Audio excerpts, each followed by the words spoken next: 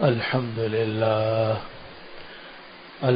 لله نحمده ونستعينه ونستغفره ونؤمن به ونتوكل عليه ونعوذ بالله من شرور أنفسنا ومن سيئات أعمالنا من يهده الله فلا مضل له ومن يضلله فلا هادي له وأشهد أن لا إله إلا الله وحده لا شريك له وأشهد أن سيدنا وشفيعنا ومولانا محمدا عبده ورسوله صلى الله تعالى عليه وعلى آله وأصحابه وبارك وسلم تسليما كثيرا أما بعد فأعوذ بالله من الشيطان الرجيم بسم الله الرحمن الرحيم يا أيها الذين آمنوا كتب عليكم الصيام كما كتب على الذين من قبلكم لعلكم تتقون أياما معدودات آمنت بالله صدق الله العظيم وصدق رسوله النبي الكريم ونحن على ذلك من الشاهدين والشاكرين والحمد لله رب العالمین۔ اے ایمان والو، تم پر روزے فرض کیے گئے جیسا تم سے پہلے لوگوں پر فرض کیے گئے تھے تاکہ تم متقی بن جاؤ۔ گنتی کے کچھ دن ہیں۔ یہ ہے ان آیات مبارکہ کا ترجمہ جو ابھی میں نے خطبے میں آپ کے سامنے تلاوت کی ہے۔ آیت کا تھوڑا سا حصہ میں نے تلاوت کیا اور اس کا ترجمہ یہ ہے کہ اے ایمان والو، تم پر روزے فرض کیے گئے ہیں جیسا تم سے پہلے لوگوں پر فرض کیے گئے تھے تاکہ تم متقی بن جاؤ، اور گنے چنے دن ہیں، یعنی 29 یا 30 دن ہیں، ان کو تم رکھ لو۔ تو اللہ سبحانہ و تعالی نے رمضان کے روزے فرض کیے ہیں، اور یہ 4 بلکہ 5 بنیادی ارکان میں سے ایک رکن ہے۔ آپ نے حدیث شریف سنی ہوگی کہ اسلام کی بنیاد رکھی گئی ہے 5 چیزوں پر۔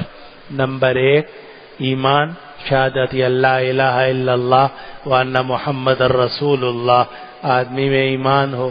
دوسرا ہے نماز قائم کرنا، تیسرے ہے زکوٰۃ ادا کرنا، چوتھا ہے رمضان کے روزے رکھنا، اور 5واں ہے حج کرنا اگر آدمی کو وہاں جانے کی استطاعت ہو۔ تو یہ ارکان اسلام کہلاتے ہیں: ایمان، نماز، روزہ، زکوٰۃ، حج۔ نماز، روزہ، زکوٰۃ، حج۔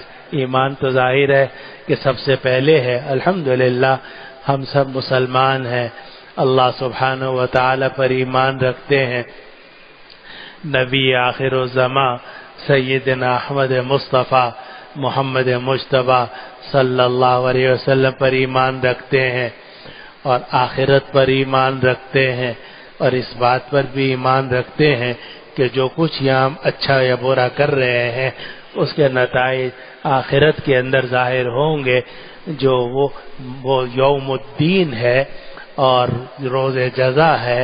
اس دن ساری نیکیوں کا بدلہ ملے گا۔ تو یہ ایمان ہے جو تمام ارکان میں سب سے مقدم ہے، اور جب آدمی مومن ہو جائے اس کے بعد 4 بنیادی ارکان اسے پورے کرنے ضروری ہیں: نماز، روزہ، زکوٰۃ، حج۔ یہ 4 چیزیں ہیں۔ باقی جتنے بھی نیکی کے کام ہیں، چاہے تلاوت ہو، چاہے نفل ہو، چاہے تبلیغ ہو، چاہے جہاد ہو، چاہے مدرسہ قائم کرنا ہو، چاہے مسجد قائم کرنا ہو، یا کوئی اور نیکی کا کام ہے، خدمت خلق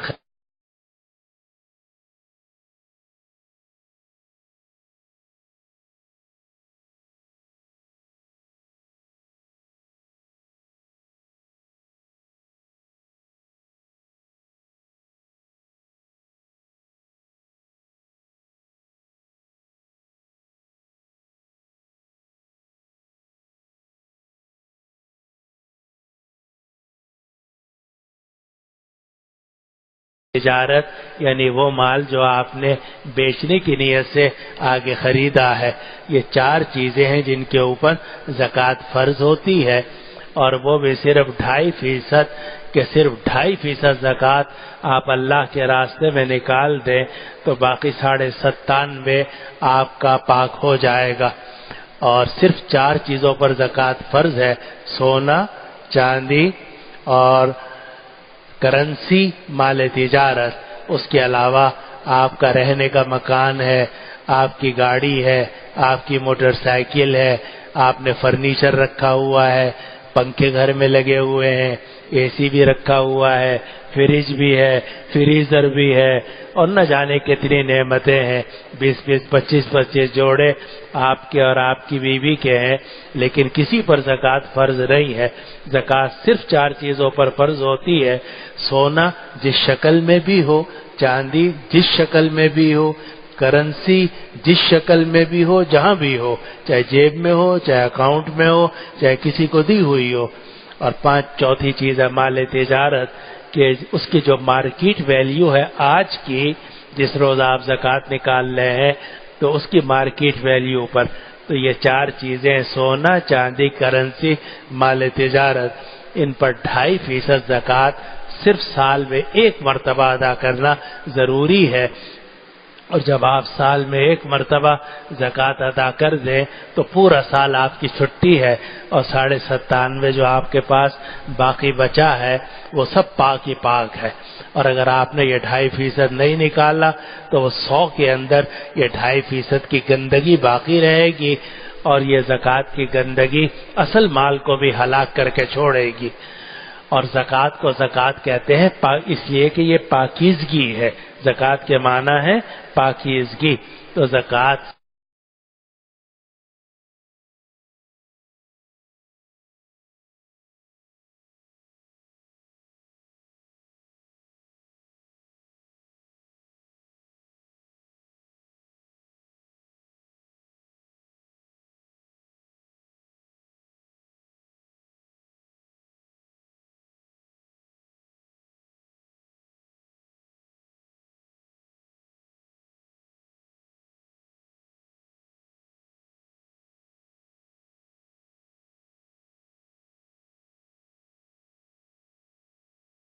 یا جمعے کو پہلا روزہ.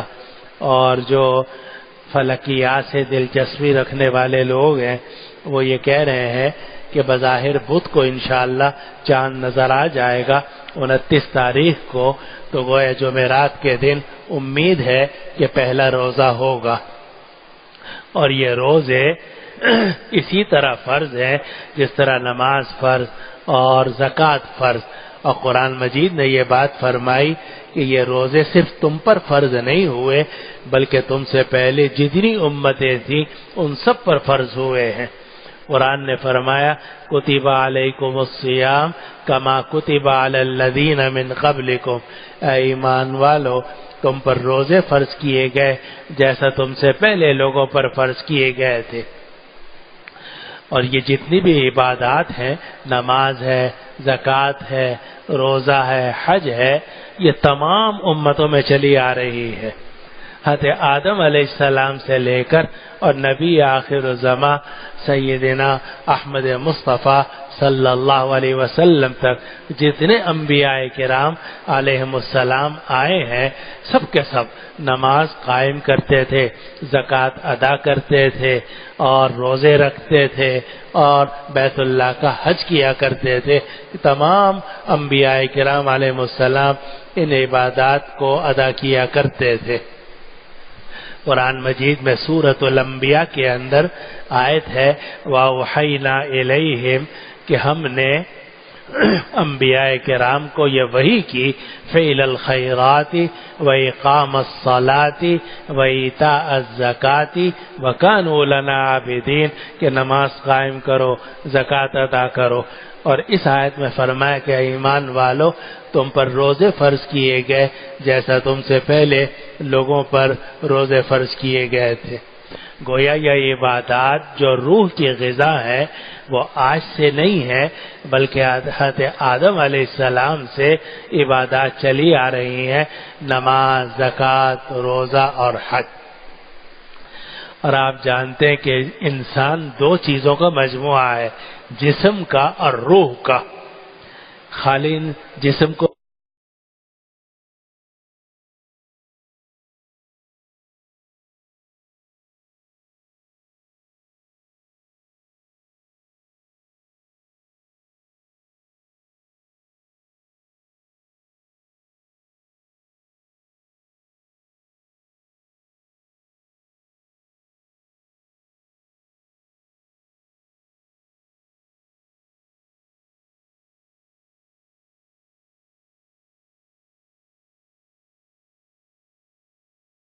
جسم کا روح کے ساتھ، اور جس طرح اللہ تعالی نے جسم کی غذا رکھی ہے اور جسم کی غذا ہمیشہ سے اسی طرح چلی آ رہی ہے کہ آپ سبزیاں کھاتے ہیں، اناج کھاتے ہیں، پھل کھاتے ہیں، حلال گوشت کھاتے ہیں۔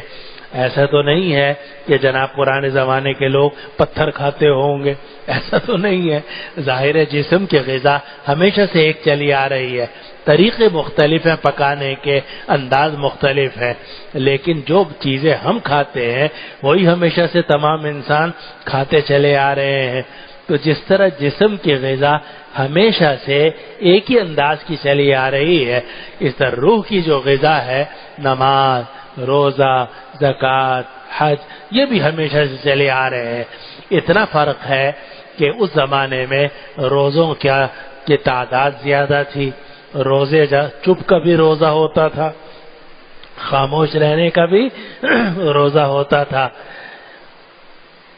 لیکن اب ہماری امت کے اندر نبی کریم صلی اللہ علیہ وسلم کے زمانے میں روزوں کی تعداد بھی کم کر دی گئی اور اس کی جو مقدار ہے وہ بھی گھٹا دی گئی اور چپ کا روزہ بھی ختم کر دیا گیا۔ تو روزے یہ فرض ہیں اور ان کا پورا اہتمام کرنا چاہیے۔ تو اللہ سبحانہ و تعالی نے فرمایا کہ ایمان والو، تم پر روزے فرض کیے گئے جیسے تم سے پہلے لوگوں پر فرض کیے گئے تھے تاکہ تم متقی بن جاؤ۔ اشارہ کر دیا کہ اگر آپ روزے رکھو گے تو اللہ تعالیٰ تقوی کی دولت آپ کو عطا فرما دیں گے۔ ایمان کے بعد جو اونچا درجہ ہے وہ ہے تقوی کا، ایمان اور تقوی۔ اور قرآن مجید میں اولیاء اللہ کی تعریف کی گئی ہے کہ اولیاء اللہ وہ ہوتے ہیں، الا ان اولیاء اللہ لا خوف علیہم ولا هم یحزنون الذین آمنوا وکانوا یتقون۔ اولیاء اللہ وہ ہیں جو ایمان لاتے ہیں اور جو تقوی اختیار کرتے ہیں۔ تو اگر آدمی مومن بھی ہو اور متقی بھی ہو تو وہ ولی اللہ ہوتا ہے۔ اگر آدمی مومن بھی ہو اور گناہوں سے بچنے والا بھی ہو تو وہ ولی اللہ ہوتا ہے۔ تو اگر دیکھا جائے تو رمضان المبارک میں اگر کوئی آدمی 5 وقت کی نماز پڑھ رہا ہے، روزہ رکھ رہا ہے اور گناہوں سے بچ رہا ہے، وہ بلا شبہ ولی اللہ ہے، وہ بلا شبہ ولی اللہ ہے، اللہ کا ولی ہے اور اللہ کا دوست ہے، بلکہ اللہ کا سچا عاشق ہے، اللہ کا سچا عاشق ہے۔ اور اللہ تعالیٰ کی محبت کی خاطر، اللہ کے عشق کی خاطر 18 گھنٹے، 19 گھنٹے اور بعض علاقوں میں 21 گھنٹے لوگ بھوکے رہتے ہیں، پیاسے رہتے ہیں، اس لیے کہ ان کو اللہ سبحانہ و تعالی سے محبت۔ ہمیں اپنی محبت کی قدر نہیں ہے، ہمارے دل میں اللہ تعالیٰ سے بڑی محبت ہے، اور یہ میں نہیں کہہ رہا، قرآن کہتا ہے۔ قرآن کہتا ہے والذین آمنوا اشد حبا للہ، ایمان والے جو ہیں ان کو اللہ سے بڑی محبت ہے۔ اللہ تعالیٰ فرما رہے ہیں ہمارے بارے میں، ہم جیسے گناہگاروں کے بارے میں، کہ یہ جو مومن ہیں یہ اللہ سے بہت زیادہ محبت کرتے ہیں۔ اس محبت کا پتہ نہیں چلتا، لیکن رمضان المبارک میں اس کا کچھ اظہار ہو جاتا ہے۔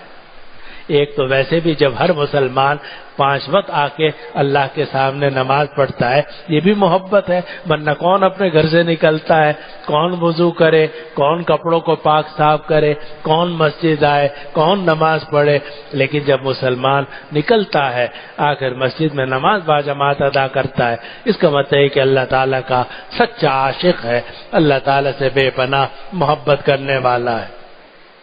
اور جب آدمی روزہ رکھ لیتا ہے تو اس کی محبت کا اور زیادہ اظہار ہو جاتا ہے۔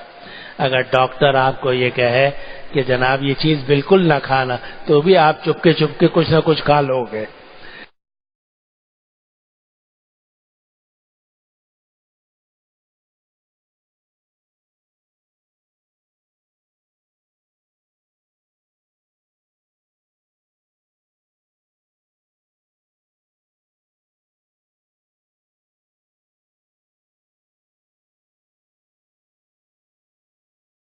جالاتے ہوئے آپ صبح صادق سے لے کر اور غروب شمس تک بھوکے رہتے ہو، پیاسے رہتے ہو، چاہے مئی اور جون کی گرمی ہو، چاہے سکھر اور جناب جیکب آباد اور کراچی ہو، اور چاہے مکہ مکرمہ اور حجاز اور وہاں کی پتھریلی اور سنگریز سنگلاخ زمین ہو کہ جہاں ٹمپریچر 51 سے 60 تک جا رہا ہوتا ہے، لیکن ہر جگہ مسلمان اللہ سبحانہ و تعالیٰ کی رضا کے لیے روزہ رکھتا ہے۔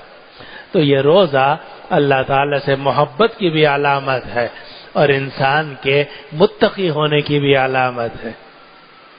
اس لیے ہمیں اس روزوں کی تیاری کرنی چاہیے، اور نبی کریم صلی اللہ علیہ وسلم تو 2 مہینے پہلے سے دعا مانگنا شروع کر دیتے تھے کہ اللہم بارک لنا فی رجب و شعبان وبلغنا رمضان، کہ یا اللہ رجب اور شعبان میں برکت عطا فرما، ہمیں رمضان تک پہنچا دے۔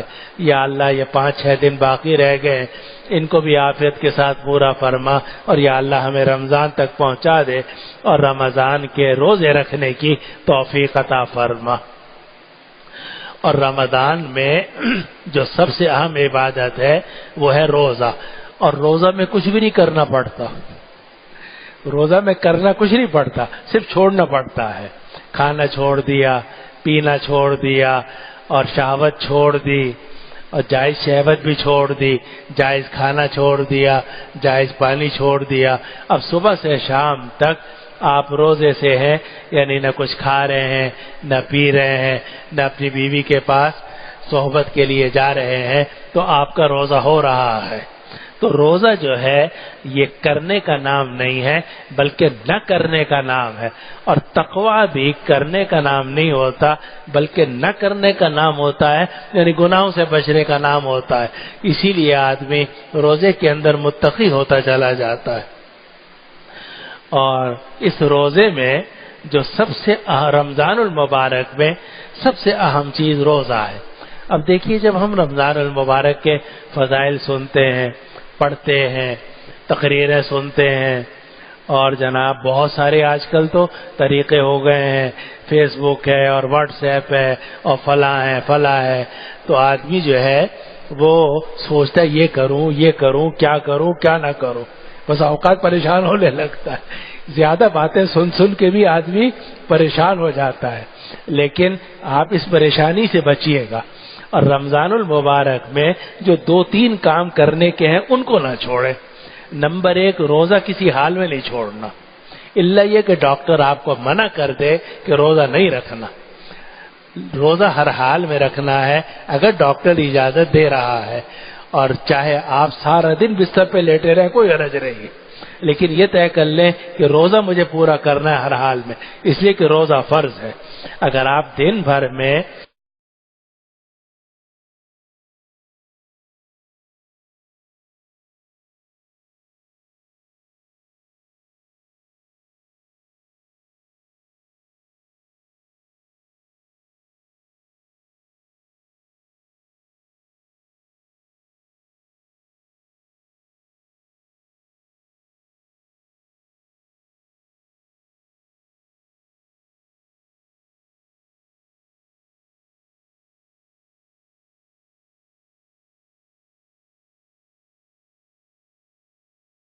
کے ساتھ ڈیوٹی دیتے ہیں، لیکن جب رمضان المبارک کا مہینہ آتا ہے تو ان کی جتنی چھٹیاں جمع ہوتی ہیں وہ لے لیتے ہیں اور کہتے ہیں بھائی رمضان ہم آرام سے گزاریں گے، روزے اطمینان سے رکھیں گے، اس لیے کہ یہ مہینہ اللہ کا مہینہ ہے، صبر کا مہینہ ہے۔ اس لیے سب سے جو اہم چیز ہے وہ ہے رمضان کا روزہ۔